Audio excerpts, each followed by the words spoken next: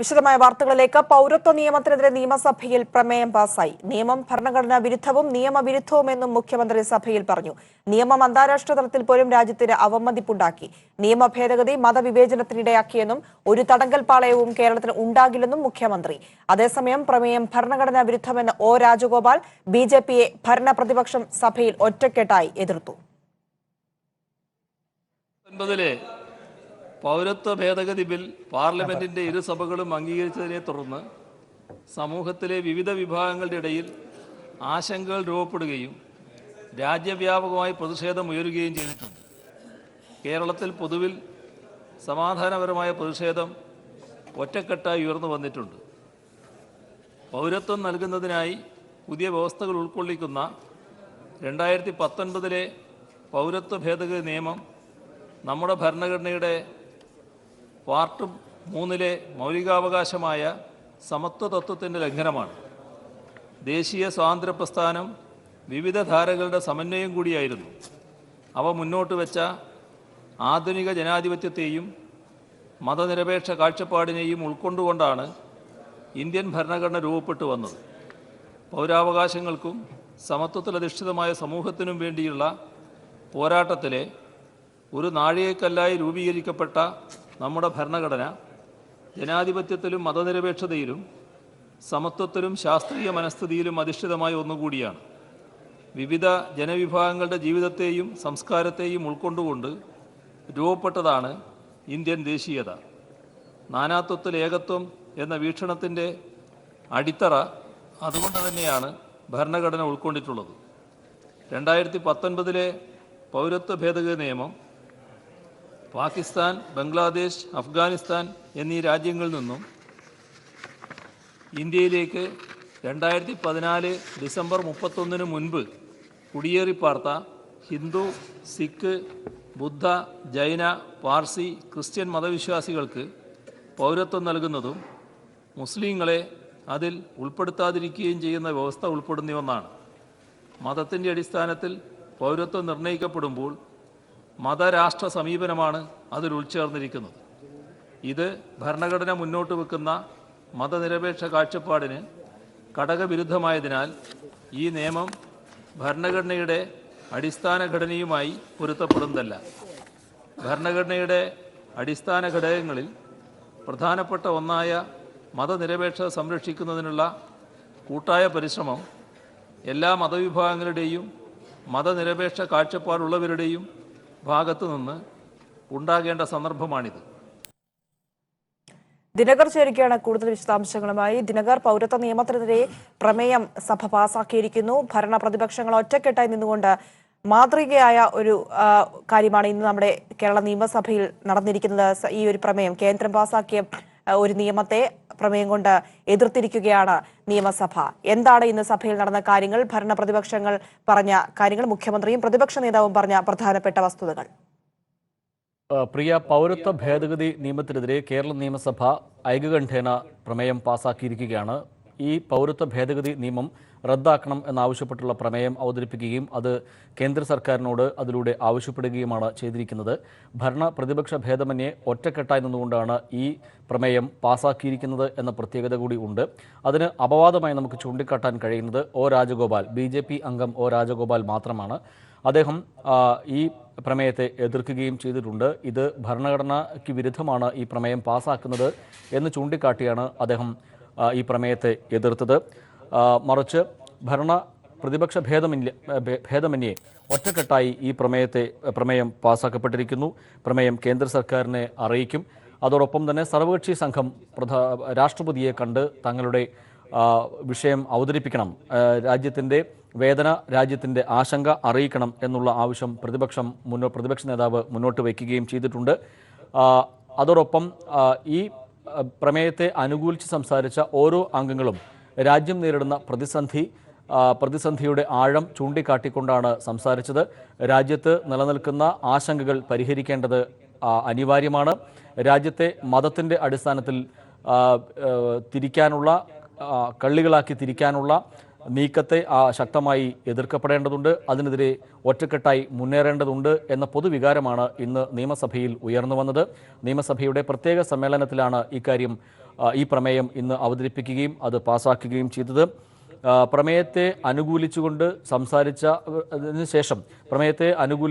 ഭരണ പ്രതിപക്ഷ അംഗങ്ങൾ സംസാരിച്ചു. അതിനുശേഷം മുഖ്യമന്ത്രി വളരെ പ്രസക്തമായ ചില കാര്യങ്ങൾ കൂടി നിയമസഭയിൽ പറയുകയുണ്ടായി. അത് ഇപ്രകാരമാണ്: രാജ്യത്ത് ഒരു വലിയ അജണ്ട നടപ്പാക്കുന്നതിനുള്ള പദ്ധതിയുടെ ഭാഗമായാണ് പൗരത്വ ഭേദഗതി ഉൾപ്പെടെ നടന്നു വരുന്നത് എന്ന് നാം തിരിച്ചറിയണം. ഈ സർക്കാർ അധികാരമേറ്റ ശേഷം നടപ്പിലാക്കിയ പരിഷ്കാരങ്ങൾ പരിശോധിക്കുമ്പോൾ ഇക്കാര്യം വ്യക്തമാണ്. കേന്ദ്ര സർക്കാർ അധികാരമേറ്റ ശേഷം നടപ്പിലാക്കിയ കാര്യങ്ങൾ നമ്മൾ പരിശോധിച്ചാൽ ഇക്കാര്യങ്ങളൊക്കെയും മനസ്സിലാകും എന്നും മുഖ്യമന്ത്രി ചൂണ്ടിക്കാട്ടുകയുണ്ടായി. മുസ്ലിം വിഭാഗത്തിനെതിരായി നടന്ന നീക്കങ്ങൾ, വിവാഹമോചനവുമായി ബന്ധപ്പെട്ട മുത്തലാഖിൻ്റെ പേരിൽ മുസ്ലിങ്ങൾക്ക് മാത്രം അത് ക്രിമിനൽ കുറ്റമായി മാറ്റുന്ന നിയമം കൊണ്ടുവന്നു. മറ്റു മതസ്ഥർക്ക് വിവാഹമോചനവുമായി ബന്ധപ്പെട്ട കാര്യങ്ങൾ സിവിൽ പരിധിക്കകത്ത് വരുമ്പോഴാണ് ഇത്തരമൊരു സ്ഥിതിവിശേഷം ഉണ്ടാക്കിയിരിക്കുന്നത് എന്നും മുഖ്യമന്ത്രി ചൂണ്ടിക്കാട്ടി.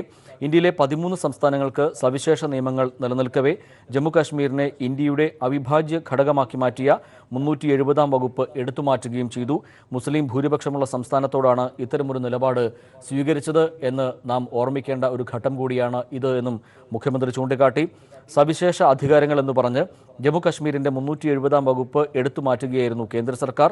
അതേസമയം പൗരത്വ ഭേദഗതിക്കെതിരെ പ്രക്ഷോഭം ഉയരുന്ന ഘട്ടത്തിൽ ILP അധികാരം സംസ്ഥാനങ്ങൾക്ക് ഇതേ സർക്കാർ നൽകുകയും ചെയ്തു. മണിപ്പൂർ, ത്രിപുര തുടങ്ങിയ സംസ്ഥാനങ്ങൾക്കാണ് ആ പദവി നൽകിയത് എന്നും മുഖ്യമന്ത്രി ചൂണ്ടിക്കാട്ടി. ഇതുപ്രകാരം ഇന്ത്യയിലെ മറ്റ് സംസ്ഥാനങ്ങളിലുള്ളവർക്ക് അവിടെ പോകണമെങ്കിൽ പ്രത്യേക അനുമതി ലഭിക്കേണ്ടതുണ്ട്. ഭൂമി ഉൾപ്പെടെ വാങ്ങാൻ വേണ്ടി മറ്റ് സംസ്ഥാനക്കാർക്ക് പറ്റില്ല എന്ന കാര്യവും ഇതിൻ്റെ ഭാഗമാണ്.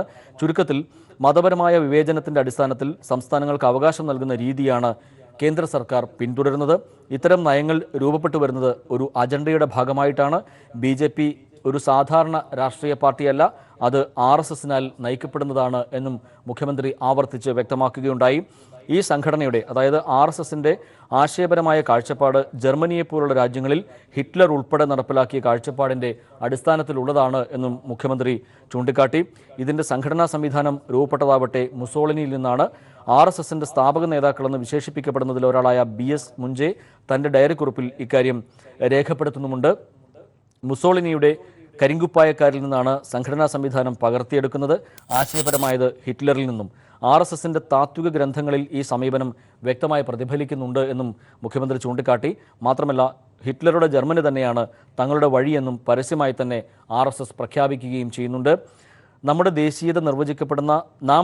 ദേശീയത നിർവചിക്കപ്പെടുന്ന എന്ന പുസ്തകത്തിൽ പറയുന്ന കാര്യങ്ങൾ ഇക്കാര്യം വ്യക്തമാക്കുന്നുണ്ട്. ആ പുസ്തകം ഗോൾവൾക്കർ എഴുതിയതാണ്.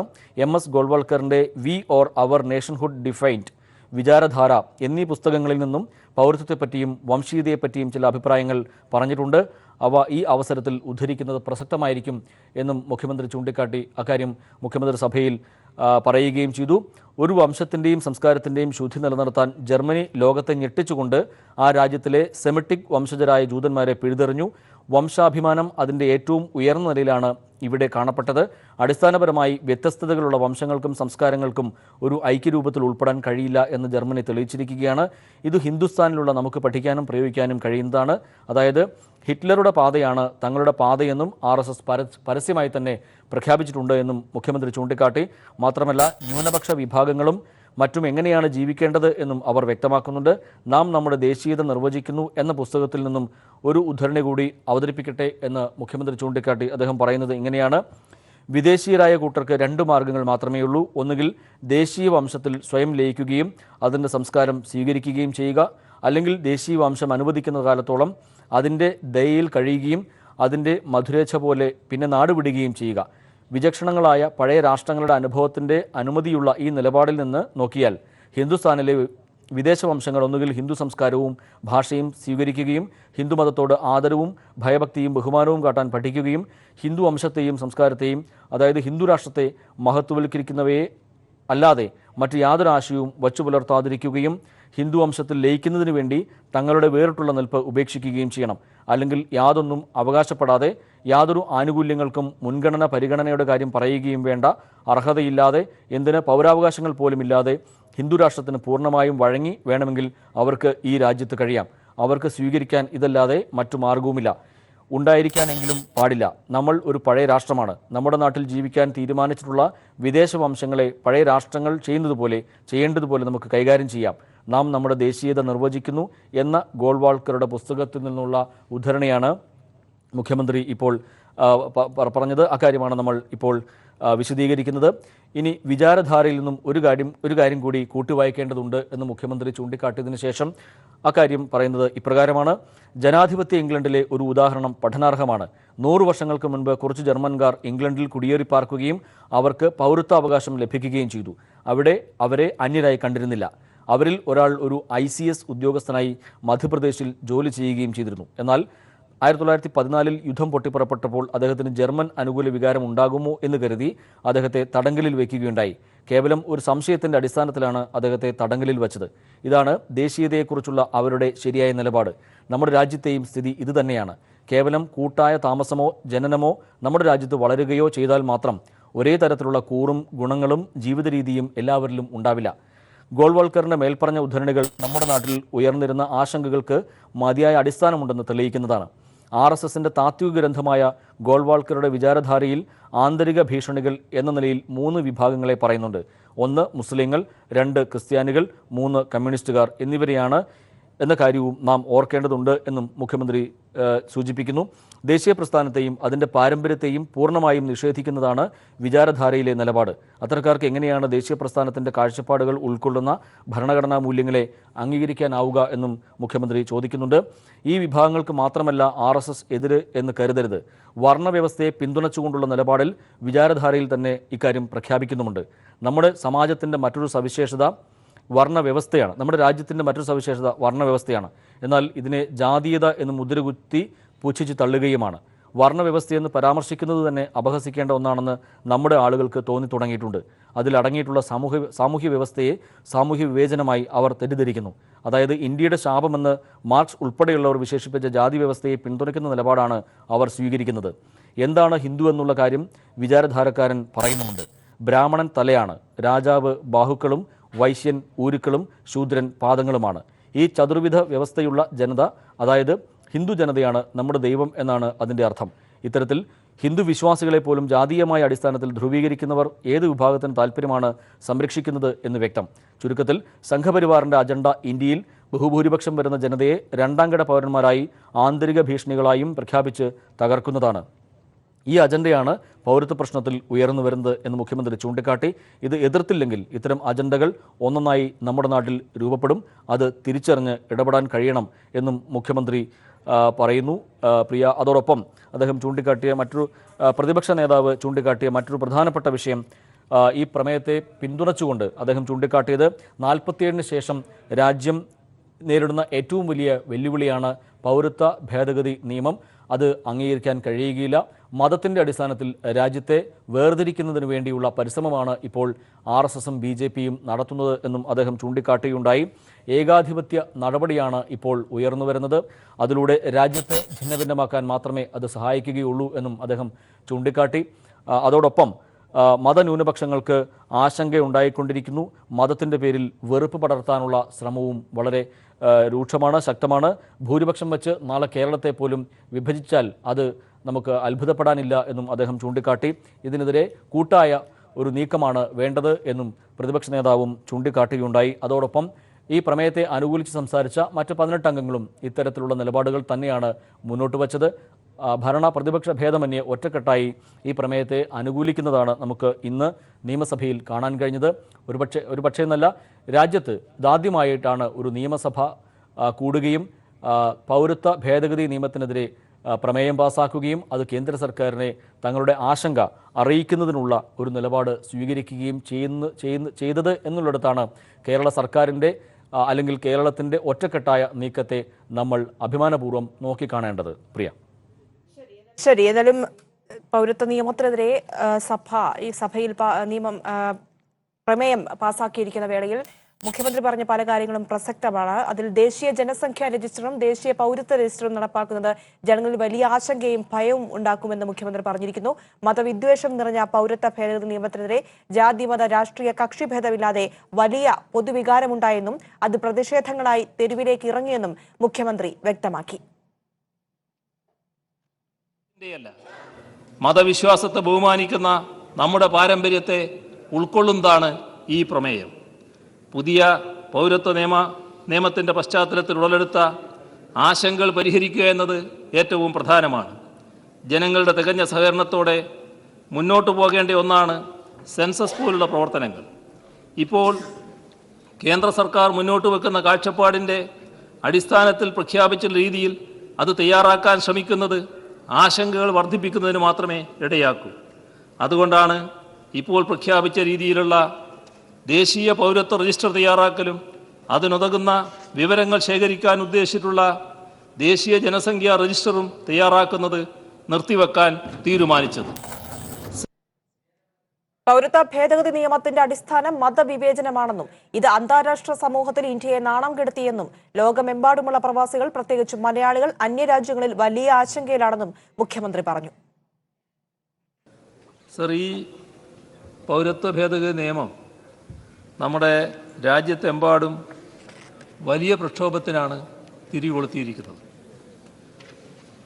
സർവകലാശാല വിദ്യാർത്ഥികൾ, തൊഴിലാളികൾ, ജീവനക്കാർ, പൊതുപ്രവർത്തകർ, ഇങ്ങനെ സമൂഹത്തിൻ്റെ എല്ലാ മേഖലയിലും പെട്ടവർ ശക്തമായ പ്രതിഷേധമുയർത്തിക്കൊണ്ട് മുന്നോട്ട് നീങ്ങുകയാണ്.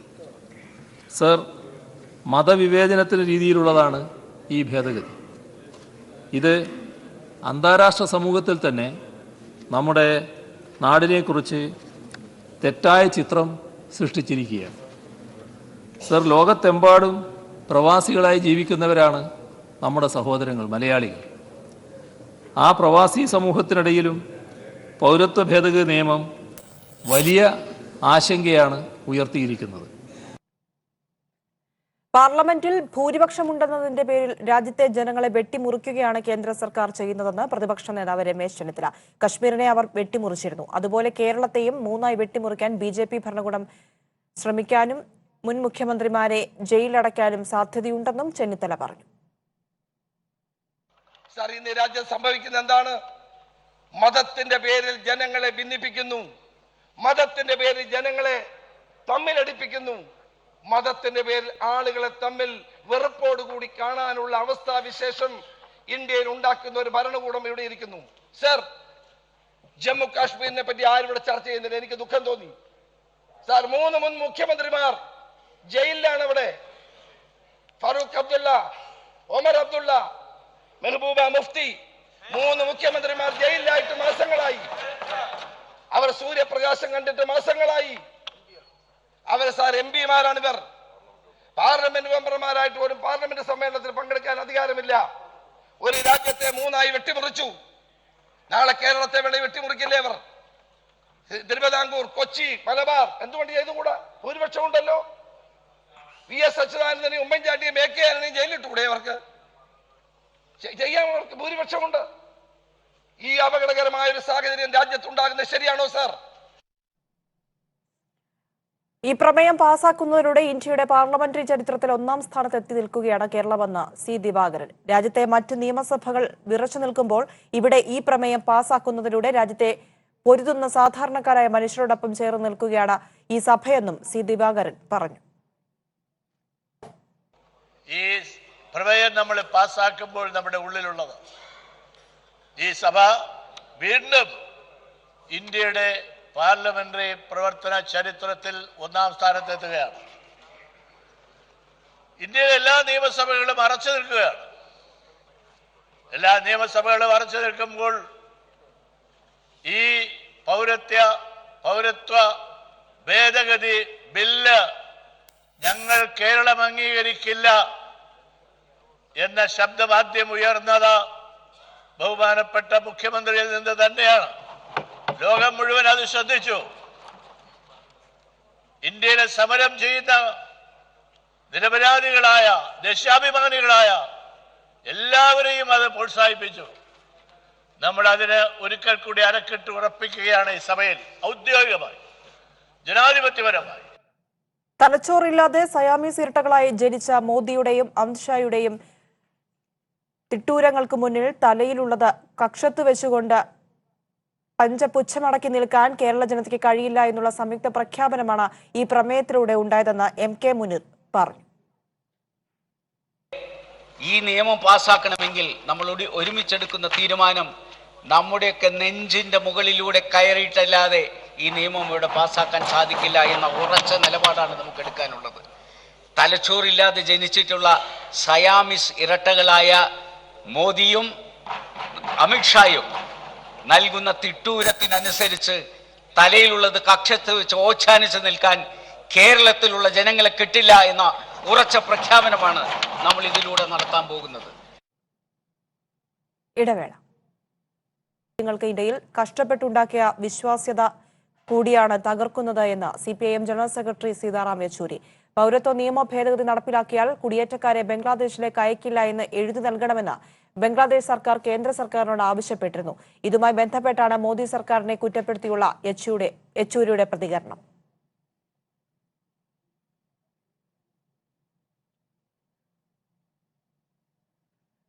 ഇന്ധനവിലയിൽ വീണ്ടും വർധന. പെട്രോളിന് 11 പൈസയും ഡീസലിന് 19 പൈസയും കൂടി. കൊച്ചിയിൽ പെട്രോളിന് 77.22 ഡീസലിന് 71.72 ഇന്നത്തെ നിരക്ക്. കഴിഞ്ഞ ഒരു മാസത്തിനിടെ പെട്രോളിന് 20 പൈസയും ഡീസലിന് ₹2.25 നിരക്ക് വർദ്ധിച്ചത്. ആഗോള വിപണിയിലെ ക്രൂഡ് ഓയിൽ വിലയിലെ വർധനയാണ് സംസ്ഥാനത്തെ ഇന്ധനവിലയെയും ബാധിച്ചത്. ബ്രന്റ് ക്രൂഡ് ബാരലിന് $66.52 അന്താരാഷ്ട്ര മാർക്കറ്റിൽ ഇന്നത്തെ വില.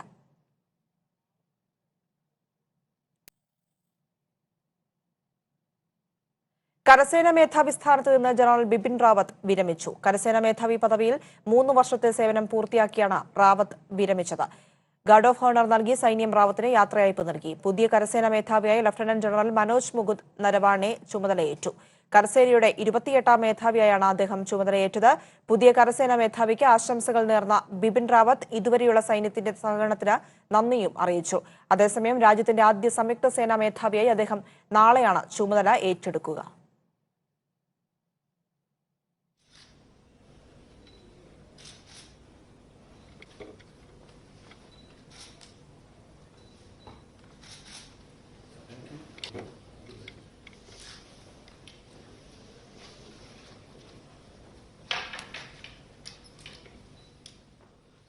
നടിയെ ആക്രമിച്ച കേസ് കൊച്ചിയിലെ വിചാരണ കോടതി ഇന്ന് പരിഗണിക്കും. കോടതി അനുമതിയോടെ കേസിലെ നിർണായക തെളിവായ നടി ആക്രമിക്കപ്പെടുന്ന ദൃശ്യങ്ങൾ ദിലീപ് ഉൾപ്പെടെയുള്ള പ്രതികൾ അഭിഭാഷകരുടെ സാന്നിധ്യത്തിൽ നേരത്തെ കണ്ടിരുന്നു. ഇതുകൂടാതെ മറ്റ് ഡിജിറ്റൽ തെളിവുകളും വിദഗ്ധ പരിശോധന നടത്താൻ അനുമതി നൽകണമെന്ന ആവശ്യവുമായി ദിലീപ് കോടതിയെ ഇന്ന് സമീപിച്ചേക്കും. ഡിജിറ്റൽ തെളിവുകളുടെ പകർപ്പ് നൽകാനാകില്ലെന്ന് കോടതി നേരത്തെ വ്യക്തമാക്കിയിരുന്നു. അതേസമയം വിചാരണയ്ക്ക് മുൻപായി കുറ്റപത്രത്തിന്മേലുള്ള പ്രതിഭാഗം വാദം ഇതുവരെ തുടങ്ങാനായിട്ടില്ല. കൂടത്തായ് കൊലപാതക പരമ്പരയിലെ ആദ്യ കുറ്റപത്രം നാളെ സമർപ്പിക്കും. റോയ് തോമസ് വധക്കേസിലെ കുറ്റപത്രമാണ് താമരശ്ശേരി കോടതിയിൽ അന്വേഷണ സംഘം സമർപ്പിക്കുക. ജോളി ഉൾപ്പെടെ 4 പ്രതികളാണ് കേസിലുള്ളത്. കുറ്റപത്രം ഇന്ന് നൽകാനുള്ള തീരുമാനം നടപടികൾ പൂർത്തിയാകാത്തതിനാലാണ് മാറ്റിവെച്ചത്. ഭർത്താവ് റോയ് തോമസിനെ സയനൈഡ് നൽകി കൊലപ്പെടുത്തിയ കേസിൽ ജോളിയെ അറസ്റ്റ് ചെയ്ത് 90 ദിവസം പൂർത്തിയാകാൻ 2 ദിവസം ശേഷിക്കെയാണ് അന്വേഷണ ഉദ്യോഗസ്ഥൻ Payyoli crime branch DYSP R Haridas കുറ്റപത്രം സമർപ്പിക്കുന്നത്. Thamarassery first class judicial magistrate കോടതി 2ലാണ് കുറ്റപത്രം നൽകുക. 1000ഓളം പേജുകളുള്ള സമഗ്രമായ കുറ്റപത്രമാണ് അന്വേഷണ സംഘം തയ്യാറാക്കിയിരിക്കുന്നത്. റോയ് തോമസിന്റെ ഭാര്യ ജോളിയാണ് 1ാം പ്രതി. റോയ് തോമസിന്റെ ബന്ധു MS മാത്യു, താമരശ്ശേരിയിലെ സ്വർണ്ണപ്പണിക്കാരൻ പ്രജികുമാർ, മനോജ് എന്നിങ്ങനെ 4 പ്രതികളാണ് കേസിലുള്ളത്. സയനൈഡ് ഉള്ളിൽ ചെന്നാണ് റോയ് മരിച്ചതെന്ന് തെളിയിക്കുന്ന പോസ്റ്റ്മോർട്ടം റിപ്പോർട്ടാണ് കേസിലെ മുഖ്യ തെളിവ്.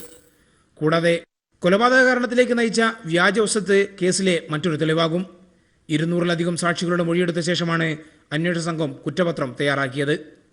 കേരള പോലീസിന് ഏറെ വെല്ലുവിളി നിറഞ്ഞ കേസിൽ ജോളിക്കെതിരെ പഴുതടച്ചുള്ള കുറ്റപത്രമാണ് അന്വേഷണ സംഘം നൽകുക. മറ്റു കേസുകളിൽ വൈകാതെ കുറ്റപത്രം സമർപ്പിക്കാനാണ് അന്വേഷണ സംഘത്തിന്റെ തീരുമാനം. കൈരളി ന്യൂസ്, കോഴിക്കോട്.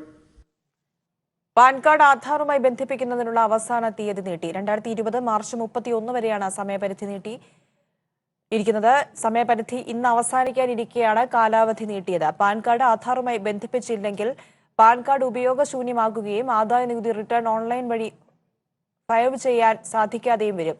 ഇത് 3ാം തവണയാണ് കാലാവധി നീട്ടി നൽകുന്നത്. 40 കോടി പാൻ കാർഡുകൾ 22 കോടി പാൻ കാർഡുകൾ മാത്രമാണ് ഇതുവരെ ആധാറുമായി ബന്ധിപ്പിച്ചിട്ടുള്ളതെന്ന് റിപ്പോർട്ട്. ഈ സാഹചര്യത്തിലാണ് സമയം നീട്ടി നൽകാനുള്ള തീരുമാനം. ഇതേവരെ ആധാറുമായി ബന്ധിപ്പിക്കാത്തവർ ആദായനികുതി വകുപ്പിന്റെ ഇ ഫയലിംഗ് പോർട്ടലിൽ കയറി ലിങ്ക് ആധാർ എന്ന ഓപ്ഷനിൽ ക്ലിക്ക് ചെയ്ത് ലഭിക്കുന്ന നിർദ്ദേശപ്രകാരമാണ് ബന്ധിപ്പിക്കേണ്ടത്. 50 ആണ്ടിന്റെ സമരചരിത്രവുമായി SFI. പോരാട്ട സ്മരണകളിലൂടെ വിപ്ലവ വിദ്യാർത്ഥി പ്രസ്ഥാനം നടന്നുകയറിയത് ഇന്ത്യൻ വിദ്യാർത്ഥികളുടെ മനസ്സുകളിൽ.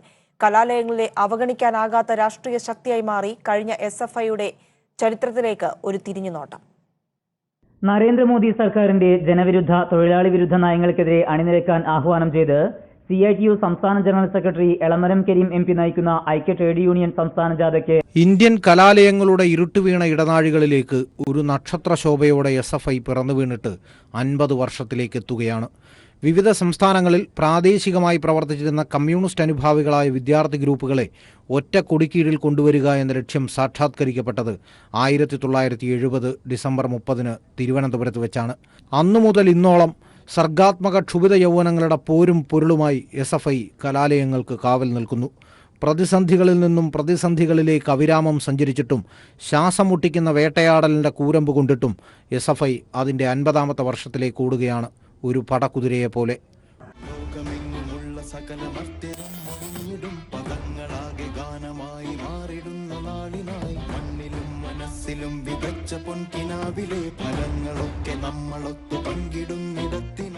അൻപത് വർഷം ഒരു സംഘടനയ്ക്ക് പൊതുസമൂഹത്തിൻ്റെ പരിച്ഛേദമായ ക്യാമ്പസുകളിൽ എല്ലാ കാന്തിക ശോഭയോടെയും നിൽക്കാനാവുക എന്നത് ഒരു ചെറിയ കാര്യമല്ല.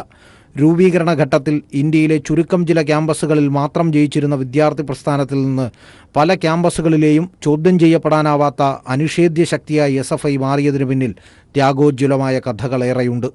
വിമൻ ബസു ജനറൽ സെക്രട്ടറിയും C. ഭാസ്കരൻ പ്രസിഡന്റുമായി ആദ്യ അഖിലേന്ത്യാ കമ്മിറ്റി തെരഞ്ഞെടുക്കപ്പെട്ടു. അന്നത്തെ സമ്മേളനത്തെപ്പറ്റി പറയുമ്പോൾ ആദ്യത്തെ അഖിലേന്ത്യാ വൈസ് പ്രസിഡന്റ് G. സുധാകരൻ വാചാലനായി. ഈ പതാക അഡോപ്റ്റ് ചെയ്യുന്നതിന് സമ്മേളനത്തിൽ വോട്ടെടുപ്പ് നടന്നു. ഞങ്ങളങ്ങ് കേരളീയ ഡെലിഗേഷൻ ആവേശം കൊണ്ടിട്ട് ഞങ്ങൾ KSFന്റെ രക്തപതാക തന്നെ മതി, രക്തപതാകയിൽ വെളുത്ത നക്ഷത്രമായിരുന്നു നമ്മുടേത്, അത് തന്നെ മതി എന്ന് പറഞ്ഞ് ഞങ്ങൾ ഞങ്ങൾ വോട്ടൊക്കെ ഇട്ടു. വോട്ടെടുത്ത് തോറ്റുപോയി. കേരള ഡെലിഗേഷൻ്റെ അത്രയും പിന്നെ പകുതിയും കൂടെ ഉണ്ട് ബംഗാൾ ഡെലിഗേഷൻ്റെ എണ്ണം, കാരണം വലിയ സ്റ്റേറ്റല്ലേ. അങ്ങനെ അത് വോട്ടിട്ടാണ് ശുഭ്രപതാക. ആ ശുഭ്രപതാക സ്വീകരിച്ചാലും ശരിയെന്നുള്ള ഇപ്പോൾ നമുക്ക് എല്ലാവർക്കും അറിയാം. ചുവന്ന പതാക പാടില്ലാത്ത, പക്ഷെ അതൊരാവേശം. നമ്മുടെ ഇതിൻ്റെ കീഴിലാണല്ലോ പ്രവർത്തിച്ചത്. അടിയന്തരാവസ്ഥ പോലെയുള്ള ഭരണകൂട ഭീകരതകളെയും അരാജക രാഷ്ട്രീയ സംഘടനകളുടെ കയ്യൂക്കിനെയും ഒരുപോലെ നേരിട്ടാണ് SFI ക്യാമ്പസുകളിൽ വേരുറപ്പിച്ചത്. ഞാനിപ്പോൾ ഓർക്കുന്നുണ്ട്, അവിടെ 24 പർഗാനാസിൽ, കൽക്കട്ടയിൽ നിന്നൊക്കെ ദൂരെയാണത്, അവിടെ ഒരു കോളേജിൽ പ്രഭാഷണം നടക്കുകയായിരുന്നു. അപ്പോൾ ഞങ്ങൾ സെൻട്രൽ കമ്മിറ്റി യോഗം കഴിഞ്ഞ് ഞങ്ങളെല്ലാം അവിടെ കൊണ്ടുപോയി സംസാരിക്കാൻ. കോമേഴ്സ് കോളേജ് എന്നാണ് എൻ്റെ പേര്.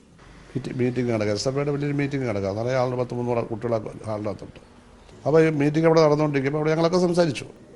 ഞങ്ങളൊരാൾ സംസാരിച്ചുകൊണ്ടിരിക്കുമ്പം ആ ഹാളിന് വെളിയിൽ മുഴുവൻ അങ്ങ് ബോംബ് പൊട്ടും. അവിടെ ബോംബൊക്കെ സർവ്വസാധാരണ, ഭയങ്കരമായിട്ട് ബോംബ് പൊട്ടും. ഒരു 10-40 തവണ പൊട്ടി. പക്ഷെ ഒരൊറ്റയാൾ എഴുന്നേക്കില്ല.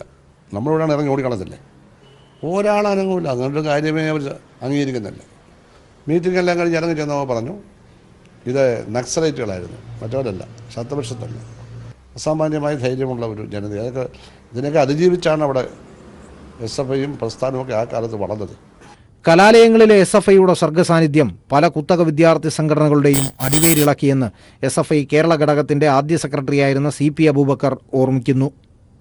ഈ പറഞ്ഞ സമരത്തിലൊക്കെ പങ്കെടുക്കണമെന്ന് ഈ നയപ്രഖ്യാപനരേഖ പറയുന്നുണ്ടെങ്കിലും അതിൽ വളരെ വ്യക്തമായിട്ട് പറയുന്നൊരു കാര്യമുണ്ട്. വിദ്യാർത്ഥി സംഘടന ഒരു രാഷ്ട്രീയ പാർട്ടിയല്ല, ഒരു രാഷ്ട്രീയ പാർട്ടിയുടെയും പോഷക സംഘടനയല്ല. ഇന്ത്യയിലെ വിവിധ കലാലയങ്ങളിൽ ശത്രുവർഗത്തിന്റെ കൈകൊണ്ട് പൊലിഞ്ഞുപോയ രക്തസാക്ഷികളുടെയും മരിച്ചു ജീവിച്ചവരുടെ രക്തസാക്ഷ്യവും കൊണ്ട് പടുത്തുയർത്തിയതാണ് SFI. മുകളിലേക്ക് വളർന്നു പോകുമ്പോഴും ജനകീയ ബന്ധത്തിന്റെ വേരറ്റു പോകാത്തതുകൊണ്ടാണ് SFI ഇന്നും ക്യാമ്പസുകളിലെ ഒരു മഹാവൃക്ഷ സാന്നിധ്യമായി മാറുന്നതും. S. ജീവൻകുമാർ, തിരുവനന്തപുരം.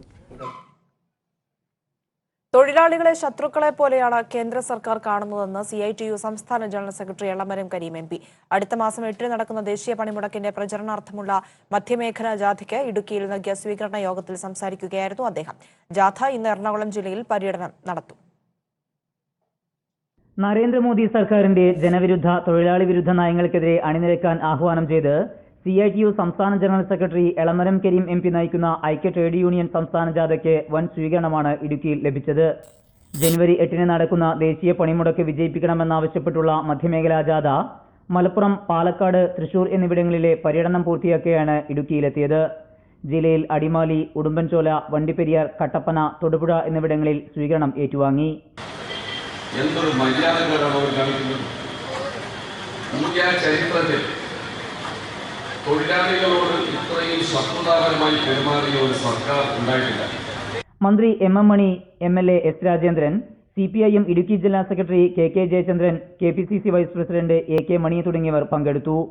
പൊതുമേഖലാ സ്ഥാപനങ്ങൾ വിൽക്കാനുള്ള നീക്കം ഉപേക്ഷിക്കുക, തൊഴിൽ നിയമ ഭേദഗതി റദ്ദാക്കുക, വിലക്കയറ്റം തടയുക തുടങ്ങിയ ആവശ്യങ്ങൾ ഉന്നയിച്ചാണ് ദേശീയ പണിമുടക്ക്. മധ്യമേഖലാ ജാഥ ഇന്ന് എറണാകുളത്ത് പര്യടനം പൂർത്തിയാക്കി വൈകിട്ടോടെ സമാപിക്കും. കൈരളി ന്യൂസ്, ഇടുക്കി. ഇടവേള സാധ്യമാകുമെന്ന് മുഖ്യമന്ത്രി പിണറായി വിജയൻ. ഇത്തരം പദ്ധതികളിലൂടെ നല്ല രീതിയിൽ ജീവിക്കാമെന്ന പ്രതീക്ഷ അന്തേവാസികളിൽ ഉണ്ടാക്കും. ജയിലിൽ നടത്തുന്ന ഭക്ഷണ വിതരണം മാതൃകാപരമാണെന്നും അദ്ദേഹം പറഞ്ഞു. IOCയുടെ ജയിൽ പെട്രോൾ പമ്പ് സംസ്ഥാനതല ഉദ്ഘാടനം നിർവഹിക്കുകയായിരുന്നു മുഖ്യമന്ത്രി. കേരളത്തിലെ ജയിലുകളിൽ കഴിഞ്ഞുവരുന്ന അന്തേവാസികളുടെ പുനരധിവാസം ലക്ഷ്യമിട്ടാണ് ഇന്ത്യൻ ഓയിൽ കോർപ്പറേഷന്റെ സഹകരണത്തോടെ ജയിൽ വകുപ്പ് പെട്രോൾ പമ്പുകൾ സ്ഥാപിക്കുന്നത്. ഇതിന്റെ ആദ്യഘട്ടമെന്ന നിലയിലാണ് തിരുവനന്തപുരം, വിയ്യൂർ, കണ്ണൂർ എന്നീ സെൻട്രൽ ജയിലുകളിൽ പെട്രോൾ പമ്പുകൾ ആരംഭിക്കുന്നത്. ശിക്ഷാ കാലാവധി കഴിഞ്ഞ് പുറത്തുവരുന്ന ജയിൽ അന്തേവാസികൾക്ക് മാന്യമായ ജോലിയെടുത്ത് ജീവിക്കാൻ ഇത്തരം പദ്ധതികൾ സഹായിക്കും. അന്തേവാസികൾക്ക് ആധുനിക തൊഴിൽ മേഖലയിൽ പരിശീലനം ലഭ്യമാക്കാൻ ഇത്തരം പദ്ധതികൾ സഹായമായിരിക്കുമെന്നും മുഖ്യമന്ത്രി പറഞ്ഞു. ജയിലിലുള്ള അന്തേവാസികൾക്ക് ഇവിടെ തൊഴിലെടുക്കാൻ അവസരമുണ്ടാകുമെന്നുള്ളതാണ്.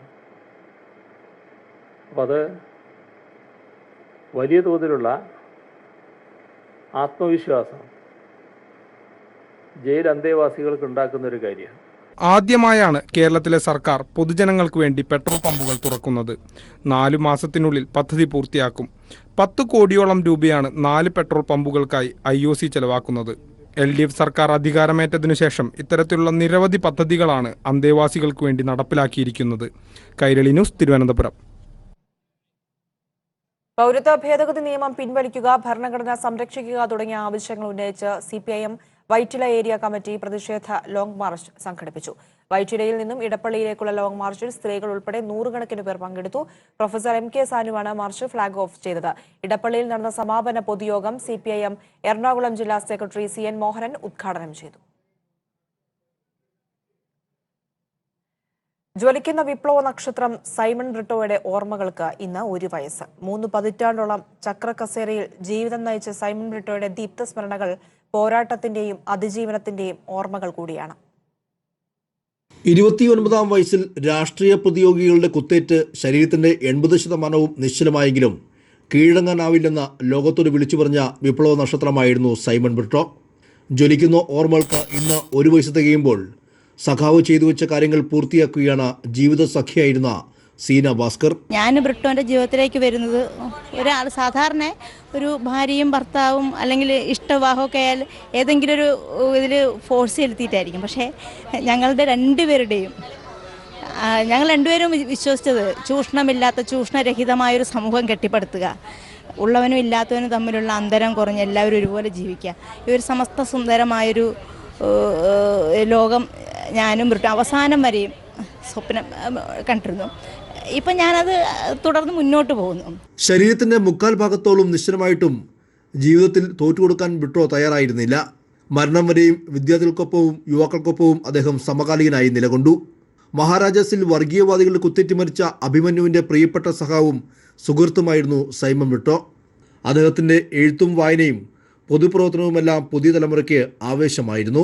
ബ്രിട്ടോ പോയ ഒരു 364 ദിവസവും ഓരോ ദിവസവും കലുഷിതമായ ദിവസങ്ങളായിരുന്നു. ഓരോ ദിവസവും കഴിയുമ്പോൾ ബ്രിട്ടോ തന്നെ ഇന്നത്തെ ദിവസം കഴിഞ്ഞു എന്ന് പറയുമ്പോഴാണ് ഞാനും ഇന്നത്തെ ദിവസം കഴിയും. പക്ഷേ എങ്കിലും ഞാൻ പ്രതീക്ഷിക്കുന്നുണ്ട്, ഞാൻ ഇന്ത്യയിലെ വിദ്യാർത്ഥികളെ, ഇന്ത്യയിലെ യുവജനങ്ങളിൽ എൻ്റെ വിശ്വാസമുണ്ട്. ആ വിശ്വാസം തന്നെയായിരുന്നു ബ്രിട്ടോയ്ക്ക് ഉണ്ടായിരുന്നത്. ആ വിശ്വാസത്തിലും പ്രതീക്ഷയിലാണ് ഞങ്ങളിപ്പോൾ മുന്നോട്ട് ജീവിക്കുന്നത്. താൻ വിശ്വസിക്കുന്ന പ്രസ്ഥാനത്തിന് വേണ്ടി രക്തസാക്ഷിയായി ജീവിച്ച സൈമൺ ബ്രിട്ടോയുടെ ജ്വലിക്കുന്ന ഓർമ്മകൾ പുതുതലമുറയ്ക്ക് പ്രചോദനം കൂടിയാണ്. കൈരളി ന്യൂസ്, കൊച്ചി. യുവാക്കൾക്ക് എന്നും ആവേശവും മാതൃകയുമായിരുന്നു വിപ്ലവ നക്ഷത്രം സൈമൺ ബ്രിട്ടോ എന്ന മന്ത്രി തോമസ് ഐസക്. സൈമൺ ബ്രിട്ടോയുടെ 1ാം ചരമവാർഷികത്തിന്റെ ഭാഗമായി സംഘടിപ്പിച്ച അനുസ്മരണ സമ്മേളനം ഉദ്ഘാടനം ചെയ്യുകയായിരുന്നു അദ്ദേഹം. സൈമൺ ബ്രിട്ടോയ്ക്കൊപ്പം ഉണ്ടായിരുന്ന സമകാലികരായ നേതാക്കളും കുടുംബവും ദീപ്ത സ്മരണയിൽ പങ്കെടുക്കാനെത്തിയിരുന്നു. മരണം വരെയും പോരാട്ട വീര്യത്തിന്റെ ജ്വലിക്കുന്ന നക്ഷത്രമായിരുന്ന സൈമൺ ബ്രിട്ടോയുടെ ഓർമ്മകൾ പങ്കുവയ്ക്കാൻ അദ്ദേഹത്തിന്റെ സമകാലികരും പുതിയ തലമുറയും എത്തിയിരുന്നു. കൊച്ചിയിൽ എറണാകുളം ഏരിയ കമ്മിറ്റി സംഘടിപ്പിച്ച അനുസ്മരണ സമ്മേളനം സൈമൺ ബ്രിട്ടോയുടെ സമകാലികൻ കൂടിയായ മന്ത്രി തോമസ് ഐസക് ഉദ്ഘാടനം ചെയ്തു. യുവാക്കൾക്ക് എന്നും ആവേശവും മാതൃകയുമായിരുന്നു സൈമൺ ബ്രിട്ടോ എന്ന് അദ്ദേഹം പറഞ്ഞു.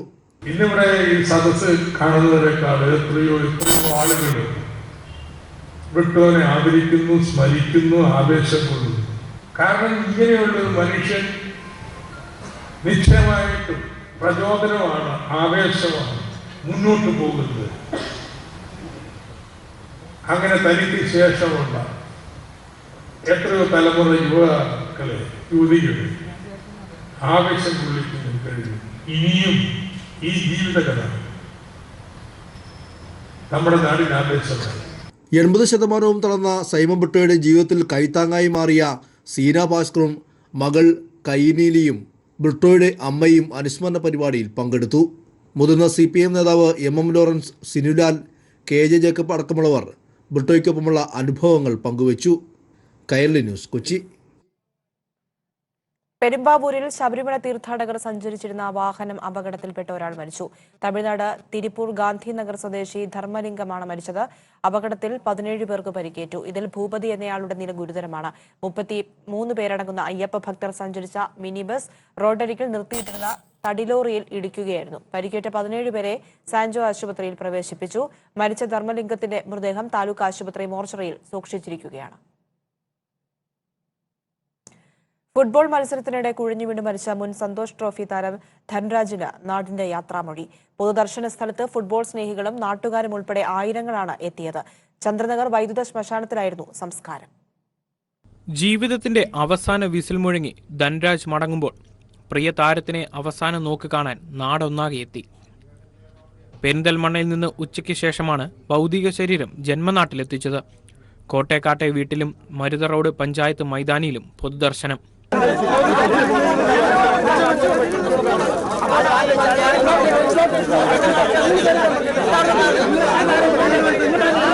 പൊതുദർശനത്തിന് ശേഷം വൈകുന്നേരം ചന്ദ്രനഗറിലുള്ള വൈദ്യുത ശ്മശാനത്തിൽ സംസ്കരിച്ചു. അച്ചടക്കവും മികവും ഒത്തുചേർന്ന കളിക്കാരനാണ് ധൻരാജ് എന്ന് ആദ്യകാല പരിശീലകനായിരുന്ന TK ചാത്തുണ്ണി പറഞ്ഞു. ഏറ്റവും വലിയ കാര്യം as A player is A gentleman. ഒരു ആളായിട്ട് ഒരു വഴക്കിനോ ഒരു കാര്യത്തിനോ ഈവൻ ഗെയിമിൽ തന്നെ വളരെ ക്ലീൻ ഗെയിമാണ്. രാഷ്ട്രീയ, കായിക, സാംസ്കാരിക രംഗത്തെ പ്രമുഖർ അന്തിമോപചാരം അർപ്പിക്കാനായി ധൻരാജിന്റെ കോട്ടേക്കാട്ടെ വസതിയിലെത്തി. കൈരളി ന്യൂസ്, പാലക്കാട്. മഹാരാഷ്ട്രയിലെ കോൺഗ്രസ് മന്ത്രിമാർ ഇന്ന് പാർട്ടി അധ്യക്ഷ സോണിയാഗാന്ധിയുമായി കൂടിക്കാഴ്ച നടത്തും.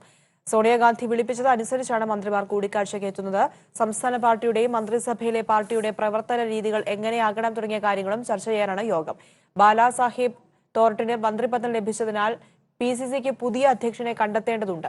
ഇതും ചർച്ചയാകാൻ ഇടയുണ്ട്. 12 മന്ത്രിപദവും സ്പീക്കർ പദവുമാണ് സംസ്ഥാനത്ത് കോൺഗ്രസിന് ലഭിച്ചത്. ഇതിൽ 10 പേർ ഇന്നലെയും 2 പേർ നവംബർ 28-നുമാണ് സത്യപ്രതിജ്ഞ ചെയ്തത്. വടക്ക് കിഴക്കൻ സംസ്ഥാനമായ നാഗാലാൻഡിൽ സൈനികർക്ക് പ്രത്യേക അധികാരം നൽകുന്ന വിവാദ നിയമമായ അപ്സ്പ 6 മാസത്തേക്ക് കൂടി നീട്ടി. ഇത് സംബന്ധിച്ച ഗസറ്റ് വിജ്ഞാപനം കേന്ദ്ര സർക്കാർ പുറപ്പെടുവിച്ചു. സംസ്ഥാനത്ത് അപകടകരവും അസ്വസ്ഥവുമായ അന്തരീക്ഷം തുടരുന്നതിനാലാണ് നടപടിയെന്ന് വിജ്ഞാപനത്തിൽ കേന്ദ്ര സർക്കാർ പറയുന്നു. കഴിഞ്ഞ 6 പതിറ്റാണ്ടായി നാഗാലാൻഡിൽ അപ്സ്പ ഏർപ്പെടുത്തിയത് തുടരുകയാണ്. സായുധ കലാപങ്ങളിൽ കാര്യമായ കുറവുണ്ടായിട്ടും അപ്സ്പ തുടരുന്നത് അംഗീകരിക്കാനാകില്ല എന്ന് വിവിധ നാഗാ സംഘടനകൾ വ്യക്തമാക്കി. ശബരിമല വിശേഷങ്ങൾ. ശബരിമല വിശേഷങ്ങൾ ഫിനാൻഷ്യൽ പാർട്ണർ KSFE. KSFE മാറി, മുത്തശ്ശിക്ക് ഒരു മാറ്റമില്ലാത്ത അഭിമാനത്തിന്റെ 50 വർഷങ്ങൾ. ഇൻ അസോസിയേഷൻ വിത്ത് എന്റെ പ്രാർത്ഥനയിലുള്ള പരിശുദ്ധിയും എന്റെ പ്രാർത്ഥനയുടെ പരിശുദ്ധിയും. സൈക്കിൾ പ്യോർ അഗർബത്തി, പ്രാർത്ഥനയുടെ പരിശുദ്ധി. മകരവിളക്ക് മഹോത്സവത്തിന് നട തുറന്ന ശബരിമലയിൽ ആദ്യ ദിനം തന്നെ വലിയ ഭക്തജന തിരക്ക്. തീർത്ഥാടന തിരക്ക് വർദ്ധിക്കുന്ന സാഹചര്യത്തിൽ നിയന്ത്രണങ്ങൾ വിപുലപ്പെടുത്താനാണ് പോലീസിന്റെ തീരുമാനം. നട തുറന്ന ഇന്നലെ വൈകിട്ട് മുതൽ തന്നെ വലിയ ഭക്തജന തിരക്കാണ് ശബരിമലയിൽ അനുഭവപ്പെടുന്നത്. വലിയ നടപ്പന്തലും ക്യൂ കോംപ്ലക്സും നട തുറക്കുന്നതിന് മുൻപ് തന്നെ തീർത്ഥാടകരെ കൊണ്ടു നിറഞ്ഞു. ഇതര സംസ്ഥാനത്ത് നിന്നാണ് ഇപ്പോൾ തീർത്ഥാടകർ കൂടുതലായി എത്തുന്നത്. തീർത്ഥാടകരുടെ തിരക്ക് തുടരുന്നതിനാൽ മണ്ഡലകാലത്തിന് സമാനമായ വരുമാനം ലഭിക്കുമെന്നാണ് ദേവസ്വം ബോർഡിന്റെ പ്രതീക്ഷ. മണ്ഡലപൂജയ്ക്ക് ശേഷം 2 ദിവസം നട അടച്ചിരുന്നതിനാൽ അപ്പം അരവണയുടെ കരുതൽ ശേഖരമൊരുക്കാൻ ദേവസ്വം ബോർഡിന് കഴിഞ്ഞു. ഇതുവരെ 40 ലക്ഷം തീർത്ഥാടകർ ശബരിമലയിൽ ദർശനം നടത്തിയെന്നാണ് പോലീസിന്റെ കണക്ക്. കഴിഞ്ഞ വർഷത്തേക്കാൾ 55% വർധന വരുമാനത്തിലുണ്ടായിട്ടുണ്ട്. 8 കോടി രൂപയുടെ വരുമാനം കൃത്യമായി എണ്ണിത്തിട്ടപ്പെടുത്തിയിട്ടില്ലാത്തതിനാൽ വരുമാന നിരക്ക് ഇനിയും കൂടാനാണ് സാധ്യത. മകരവിളക്കുമായി ബന്ധപ്പെട്ട് 1300 പോലീസുകാരെ ശബരിമലയിൽ വിന്യസിച്ചിട്ടുണ്ട്. കൈരളി ന്യൂസ്, സന്നിധാനം. ചലച്ചിത്രതാരം പാഷാണം ഷാജി എന്ന സാജു നവോദയയും ഭാര്യയും ചേർന്ന് കൊച്ചിയിൽ അവതരിപ്പിച്ച ലഘുനാടകം ശ്രദ്ധേയമായി. ഉന്നാവ് എന്ന് പേരിട്ട നാടകത്തിലൂടെ മക്കളില്ലാത്ത ദമ്പതികൾ അനുഭവിക്കുന്ന മാനസിക സംഘർഷങ്ങളും വേദനയുമാണ് ഇരുവരും പ്രേക്ഷകരുമായി പങ്കുവച്ചത്.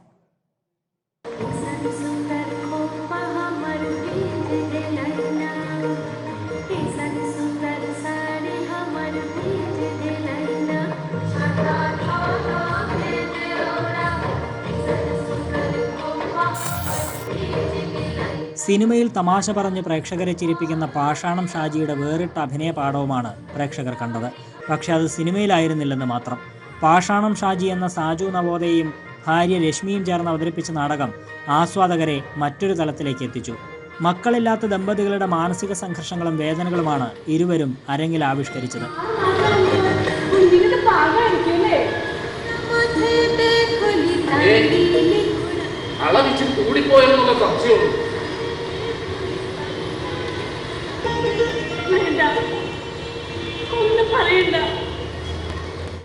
ഉന്നാവ് എന്നാണ് നാടകത്തിന് പേരെങ്കിലും ഉന്നാവ് സംഭവവുമായി നാടകത്തിന് ബന്ധമില്ലെന്ന് സംവിധായകൻ നവജിത് നാരായണൻ പറഞ്ഞു. അറിയപ്പെടുന്നതും അറിയപ്പെടാത്തതുമായ വിഷയങ്ങൾ ഒരുപാട് നമ്മുടെ നാട്ടിലുണ്ട്. അതിൽ ഒരു കുഞ്ഞു കാര്യം, എന്നാൽ അതിലേറെ വലിയ കാര്യമാണ് ഈ ഉന്നാവ് എന്ന് പറയുന്ന നാടകം ചർച്ച ചെയ്യുന്നത്. 40 മിനിറ്റ് മാത്രം ദൈർഘ്യമുള്ള നാടകം ഇടപ്പള്ളി ചങ്ങമ്പുഴ പാർക്കിലാണ് അരങ്ങേറിയത്. Kairali news, Kochi. The Lord trust ഏർപ്പെടുത്തിയ ഈ വർഷത്തെ VR കൃഷ്ണയ്യർ പുരസ്കാരം കോഴിക്കോട് നടന്ന ചടങ്ങിൽ MT വാസുദേവൻ നായർക്ക് സമ്മാനിച്ചു. Mizoram governor PS Sreedharan Pillai award കൈമാറി. ഫലകവും പ്രശസ്തി പത്രവും 50,000 രൂപയും അടങ്ങുന്നതാണ് പുരസ്കാരം. വലിയ ആഹ്ലാദത്തോടെയാണ് കൃഷ്ണയ്യർ പുരസ്കാരം ഏറ്റുവാങ്ങുന്നതെന്ന് MT പറഞ്ഞു. കേരള ഹൈക്കോടതി ജസ്റ്റിസ് N നാഗരേഷ് മുഖ്യപ്രഭാഷണം നടത്തി. Director general of prosecution Manjeri Sreedharan Nair, advocate Binod Cheriyan എന്നിവർ സംസാരിച്ചു. ഈ വർഷത്തെ മാതൃഭൂമി സാഹിത്യ പുരസ്കാരം പ്രശസ്ത എഴുത്തുകാരൻ UA ഖാദറിന് സമ്മാനിച്ചു. കോഴിക്കോട് നടന്ന ചടങ്ങിൽ കഥാകൃത്ത് T പത്മനാഭനാണ് പുരസ്കാരം കൈമാറിയത്. 3 ലക്ഷം രൂപയും പ്രശസ്തി പത്രവും ശില്പവും അടങ്ങുന്നതാണ് പുരസ്കാരം. MP വീരേന്ദ്രകുമാർ MP അധ്യക്ഷത വഹിച്ച ചടങ്ങിൽ M മുകുന്ദൻ മുഖ്യപ്രഭാഷണം നടത്തി. PV ചന്ദ്രൻ, സുഭാഷ് ചന്ദ്രൻ എന്നിവർ പങ്കെടുത്തു. വയനാട് ബത്തേരി വടക്കനാട് ഗ്രാമം വന്യമൃഗ ഭീതിയിലാണ്. കാലങ്ങളായുള്ള കാട്ടാന ഭീതിക്ക് പുറമെ കടുവയും ജനവാസ മേഖലകളെ ആശങ്കയിലാക്കുകയാണ്. കഴിഞ്ഞ ദിവസമാണ് ഇവിടെ ആദിവാസി വൃദ്ധനെ കടുവ ആക്രമിച്ച് കൊന്നത്. വയനാട് വന്യജീവി സങ്കേതത്തിലെ വനാന്തര ഗ്രാമമാണ് വടക്കനാട്. വന്യമൃഗശല്യം അതിരൂക്ഷമായ പ്രദേശം. പ്രദേശത്ത് ജീവഹാനിയും കൃഷിനാശവും ഉണ്ടാക്കിയ കാട്ടാനയെ പിടികൂടണമെന്നാവശ്യപ്പെട്ട് മാസങ്ങൾ നീണ്ട സമരങ്ങൾ നടന്ന പ്രദേശം കൂടിയാണിവിടം. ഇതേ തുടർന്ന് വന്യമൃഗ പ്രതിരോധ സംവിധാനങ്ങൾ നടപ്പാക്കി തുടങ്ങിയിട്ടുണ്ട്. എങ്കിലും പ്രശ്നമൊഴിഞ്ഞിട്ടില്ല. ഇപ്പോൾ കടുവയാണ് ഭീതി. ഈ പ്രദേശത്തെ ജനങ്ങൾ ആകെ ഭയത്തോടുകൂടി മുൻപോട്ട് പോകുന്ന ഒരു സാഹചര്യമാണ് നിലനിൽക്കുന്നത്. ഈ പ്രദേശത്തുള്ള ഒട്ടനവധി ആളുകൾ പുറത്ത് പണിയെടുത്തുകൊണ്ടാണ് അവരുടെ കുടുംബത്തിൻ്റെ ഉപജീവന മാർഗം കണ്ടെത്തുന്നത്. അതുകൊണ്ട് തന്നെ ഒരു 6 മണി കഴിയുന്നതോടുകൂടി വീട്ടിലിരിക്കുന്ന ആളുകൾ വളരെ ഭയത്തോടു കൂടിയാണ് വീടുകളിൽ കഴിഞ്ഞുകൂടുന്നത്. കഴിഞ്ഞ ദിവസങ്ങളിൽ നിരവധി വളർത്തുമൃഗങ്ങളാണ് കടുവയുടെ ആക്രമണത്തിനിരയായത്. പച്ചാടി ആദിവാസി കോളനിയിലെ ജഡേനെ കടുവ ആക്രമിച്ചു കൊല്ലുകയും ചെയ്തു. കടുവയുടെ മുന്നിൽപ്പെട്ടൊരാൾ തലനാരിഴയ്ക്കാണ് രക്ഷപ്പെട്ടത്. ഇപ്പോൾ പകൽ സമയങ്ങളിൽ പോലും ആളുകൾക്ക് പുറത്തിറങ്ങാൻ ഭയമാണ്. കടുവയെ പിടികൂടാനാവാത്തത് ആശങ്ക വർദ്ധിപ്പിക്കുന്നു. അതേസമയം കടുവയെ നിരീക്ഷിക്കാൻ കൂടുതൽ ക്യാമറകൾ സ്ഥാപിച്ചിട്ടുണ്ടെന്നും പെട്രോളിംഗ് ശക്തമാക്കിയിട്ടുണ്ടെന്നും വനംവകുപ്പ് അറിയിച്ചു.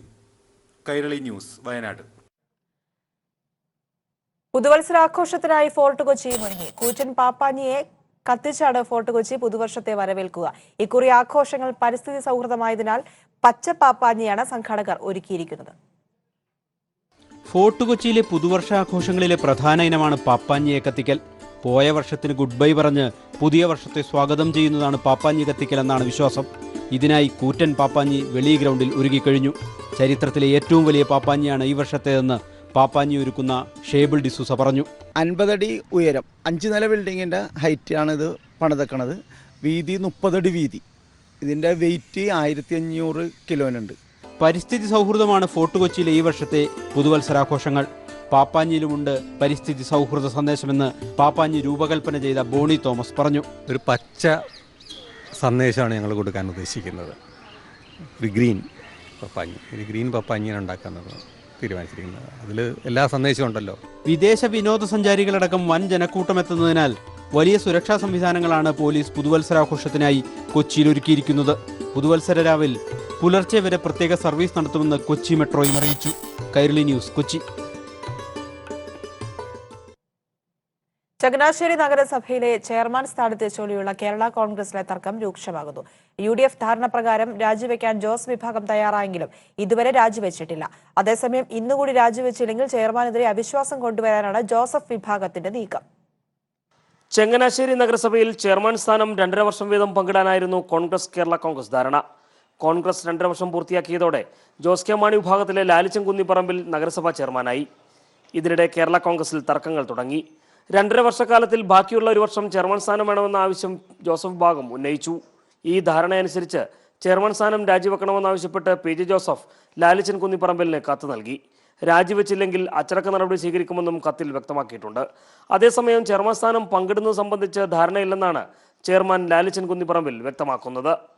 പാർട്ടിയുടെ ഇപ്പോഴത്തെ ഞങ്ങളുടെ തീരുമാനം പാർട്ടി ജില്ലാ നേതൃത്വം പറയുന്നത് പോലെ ചെയ്യുക എന്നുള്ളതാണ് എനിക്ക് തന്നിരിക്കുന്ന നിർദ്ദേശം. അതാണ് ചെയർമാൻ സ്ഥാനത്തേക്ക് 2.5 വർഷത്തേക്ക് കേരള കോൺഗ്രസ് അനുവദിച്ചിരുന്നു. ആ ഭരണം തുടർന്നുകൊണ്ട് പോകുന്നു. CF തോമസ് MLAയുടെ സഹോദരൻ സാജൻ ഫ്രാൻസിനെ ചെയർമാനാക്കാനാണ് PJ ജോസഫിന്റെ നീക്കം. ദേശീയ നഗരസഭയിൽ കേരള കോൺഗ്രസ് പാർട്ടിക്കകത്ത് ഒരു ധാരണയുണ്ട്. പാർട്ടി പറഞ്ഞിരിക്കുന്നത് എൻ്റെ പേരാണ്.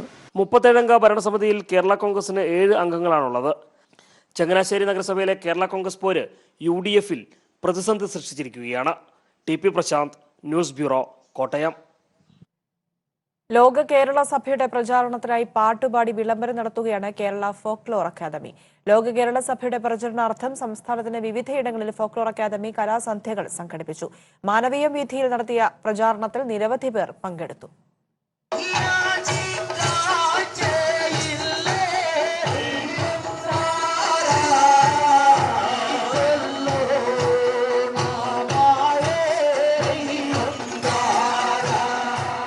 ജനുവരി 1 നടക്കുന്ന ലോക കേരള സഭയെ പാട്ടുപാടി വരവേൽക്കുകയാണ് കേരള ഫോക്ലോർ അക്കാദമി.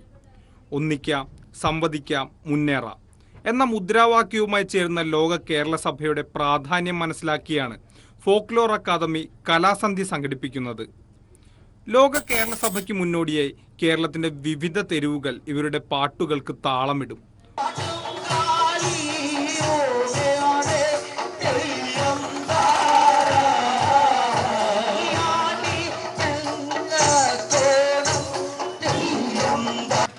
അപ്പോൾ അതുകൊണ്ടാണ് കഴിഞ്ഞ 2 പ്രളയങ്ങളിലൂടെ നമ്മുടെ നാടിനുണ്ടായ വലിയ ആ നാശനഷ്ടങ്ങൾ പരിഹരിച്ചുകൊണ്ട് പുതിയൊരു കേരളം നിർമ്മിച്ചെടുക്കുക എന്ന സ്വപ്നം യാഥാർത്ഥ്യമാക്കാനായി കേരളത്തിൻ്റെ ഗവൺമെൻറ്റും ജനങ്ങളും മുന്നിട്ടിറങ്ങുമ്പോൾ അതിന് ലോകത്തിൻ്റെ വിവിധ ഭാഗങ്ങളിലുള്ള മലയാളികളുടെ അകമഴിഞ്ഞ സഹായ സഹകരണങ്ങൾ നമുക്ക് ലഭിച്ചു വരുന്നുണ്ട്. ജനുവരി 1 മുതൽ 3 വരെയാണ് 2ാം ലോക കേരള സഭ നടക്കുന്നത്. കഴിഞ്ഞ വർഷം നടന്ന ലോക കേരള സഭ ജനശ്രദ്ധ ആകർഷിച്ചിരുന്നു. കൈരളി ന്യൂസ്, തിരുവനന്തപുരം. കേരളത്തിലെ സാമൂഹ്യ മുന്നേറ്റത്തിന് കരുത്തു പകർന്ന പാറപ്രം സമ്മേളനത്തിന് 80 വയസ്സ്. കേരളത്തിലെ കമ്മ്യൂണിസ്റ്റ് പ്രസ്ഥാനത്തിന്റെ ആദ്യ സമ്മേളനത്തിന്റെ ഓർമ്മ പുതുക്കി പാറപ്പുറത്ത് നടന്ന 80ാം വാർഷികാഘോഷ പരിപാടിയിൽ വൻ ജനപങ്കാളിത്തമാണ് ഉണ്ടായത്. പിണറായി കേന്ദ്രീകരിച്ച് നടന്ന ബഹുജന മാർച്ചിൽ 100 കണക്കിന് പേർ അണിനിരന്നു. 1939 ഡിസംബർ മാസം അവസാനം പിണറായി പാറപ്രത്തെ വിവേകാനന്ദ വായനശാലയിലാണ് കേരളത്തിലെ കമ്മ്യൂണിസ്റ്റ് പ്രസ്ഥാനത്തിന്റെ ആദ്യ നായകർ രഹസ്യമായി സമ്മേളിച്ചത്. ഇതിനു പിന്നാലെ വടക്കേ മലബാറിൽ സാമ്രാജ്യത്വ വിരുദ്ധ സമരങ്ങൾ ആളിപ്പടർന്നു.